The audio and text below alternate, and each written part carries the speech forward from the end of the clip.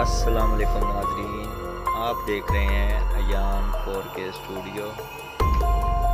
जैसा कि आपको बताया गया था कि Honda 125 CG special edition black colour में जिसका नया मॉडल आ गया है, उसके बारे में आपको हम आज बता रहे हैं। Honda CG 125 special edition black colour.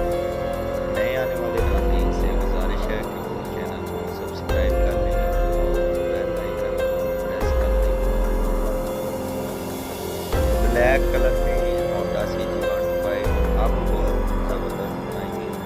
आप देखें, बहुत ही प्यारी अच्छी फिनिशिंग और बहुत ही प्यारा स्टिकर बनाया गया है।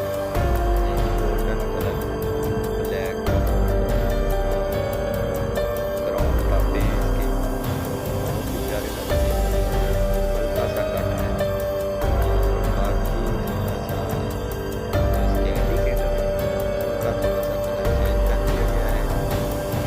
चेंज कर दिया गया है रेड कलर में और इसका मीटर वही है पहले सीजी 125 का इसमें किया गया है।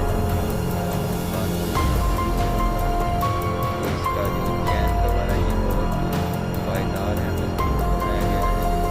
सीजी 125 स्पेशल एडिशन में 5 गियर वाले हैं।